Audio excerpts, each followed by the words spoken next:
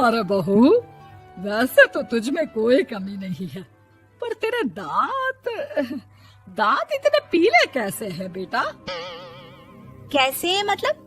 कोई सर्जरी थोड़ी ना कराई है। वो तो क्या नाम, मैं ब्रश नहीं करती थी तो पीले हो गए। अब क्या करूं? आप कहें तो लाल करवा लूं या फिर काले? यार ये क्या है, क्यों माँ से लड़ रही हो? लड़ रही हूँ? अरे मैं लड़ रही हूँ या ये बोल रही है कि दांत पीले हैं, पीले। अरे तपस्या थोड़ी ना की है इन्हें पीले करने के लिए। बकायदा ब्रश नहीं किया है 20 साल तक, तब जाकर। छी, कैसी बात कर रही हो? ये उस वक्त तो पीले नहीं थे जब हम लोग तुम्हें देखने आए थे। अरे तब साफ करवा लिया होगा डेंटिस्ट के पास जाकर। अब देखो कैसे पीले पीले लग रहे हैं। रंजना सास की तरफ गुस्से से देखती है। फिर शुरू हो गई पीले पीले पीले।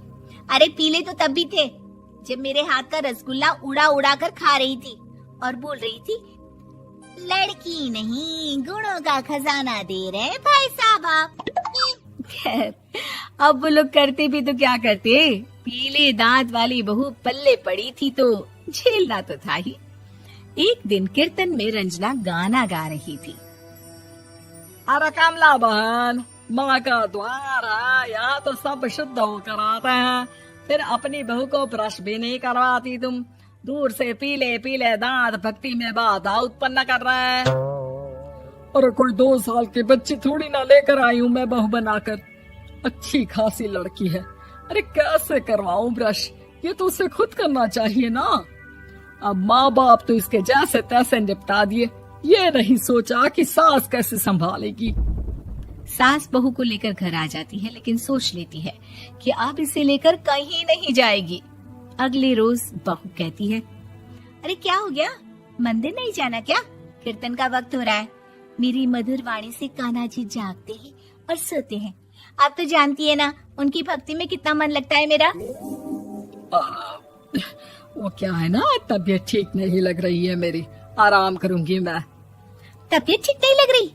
अभी तो मिथुन के गाने पर नाच रही थी आप, और अब बोल रही है कि तबीयत ठीक नहीं लग रही। अरे भक्ति में मन लगा लो सासू माँ, ऊपर जाना है, क्या मुंह दिखाओगी आप? हाँ? सास को बहू की बात पर गुस्सा आ जाता है।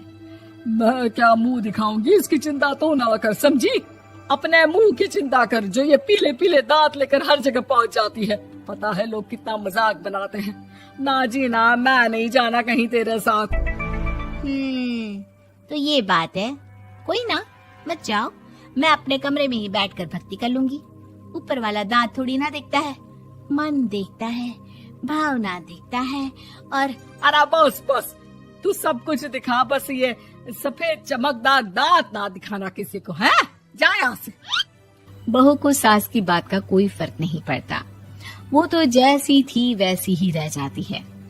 सुबह नहाकर किचन में खाना बनाना, फिर खाना खाना, कीर्तन भजन करना और सो जाना। एक दिन, माँ जी मैं सहेली के घर जा रही हूँ, शाम को लेट आऊंगी। हाँ हाँ तो जाना, मैंने कौन सा तेरी आरती करनी है घर पर बैठकर। रंजना सहेली के घर जाती है, जहाँ वो पार्टी में जाने की तैयारी कर रही होती है। अरे शिखा, कहाँ जाने की तैयारी कर रही है? मैं गलत वक्त पर आ गई क्या? अरे नहीं यार, उल्टा सही वक्त पर आ गया। मैंने ये साड़ी और ज्वेलरी निकाली है यार, शाम को इनके ऑफिस की एक पार्टी में जाना है। बताना कैसा लग रहा है ये सब? नहीं यार, इस ड्रेस के साथ तो वो वाली ज्वेलरी अच्छी लगेगी। हाँ हाँ सही बोल रही है, मैंने ध्यान ही नहीं दिया। वैसे तो हमेशा से मस्त फैशन सेंस रखती है। तो बड़ा जाती होगी ना पति के साथ पार्टी में।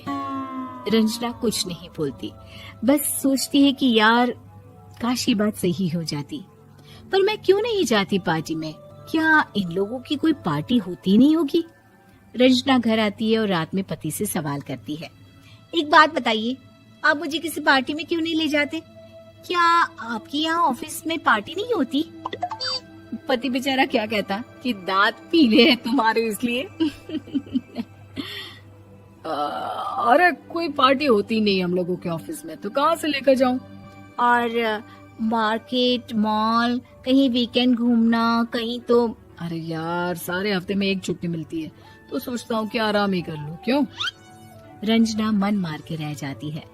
पहले कभी सास के साथ मंदिर जाया करती थी, लेकिन वो भी सास ने ले जाना बंद कर दिया। घर बैठी बैठी रंजना बोर हो जाती है। तभी उसे आइडिया आता है और वो मायके जाने का सोचती है। सासू माँ, 2 दिनों के लिए मम्मी के घर जा रही हूँ। अच्छा ठीक है, आराम से जा। और हाँ, माँ से कुछ अच्छी आदत सीख कर आना कि कैसे शरीर के हर भाग की तरह दांतों की सफाई भी जरूरी होती है, समझी?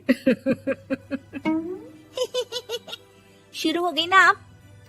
वो लोग आपकी तरह नहीं है कि छोटी छोटी बात का बतंगड़ बना दे। उन लोगों के लिए मैं मायने रखती हूँ, ना कि मेरे पीले पीले दांत। रंजना माँ को बिना बताए उन लोगों को सरप्राइज देती है, लेकिन जैसे ही वो दरवाजे पर पहुंचती है, अंदर देखती है कि घर वाले कहीं जा रहे होते हैं। अब माँ, काश रंजना दीदी के दांतों वाली प्रॉब्लम नहीं होती तो वो भी हम लोगों के साथ चलती ना बुआ जी की बेटी की शादी में। हाँ बेटा, लेकिन अब उसे कौन समझाए कि उसको उसके पीले दांत नहीं दिखते, लेकिन उसके आसपास के लोगों को कितना एम्बैरेसिंग फील कराते हैं।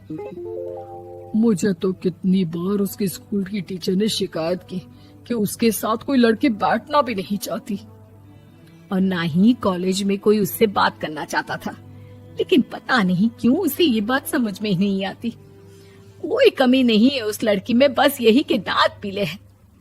वो तो भला हो जीजाजी और उनकी माँ का, जो दीदी को जैसी है वैसे ही रखा हुआ है। रंजना को अपने घर वालों की बात सुनकर बहुत दुख होता है। वो सोचती है कि वो क्या करे, लेकिन फिर वो सीधा डेंटिस्ट के पास जाती है, अपने दांत चमकाती है और कसम खाती है कि वो रोज ब्रश करेगी। अरे क्या हो गया, तुम तो 2 दिनों के लिए गई थी ना, पर कोई ना, अच्छा है, चलो आ गई तो। रंजना सास के सामने आकर खड़ी हो जाती है और पूरी स्माइल करती है, उसके चमकदार दांतों को दिखाती हुई। चले मंदिर। माँ, मुझे माफ कर दीजिए, मैंने आप लोगों को बहुत एम्बैरेसिंग फील करवाया। मैं आज से रोज ब्रश करूंगी।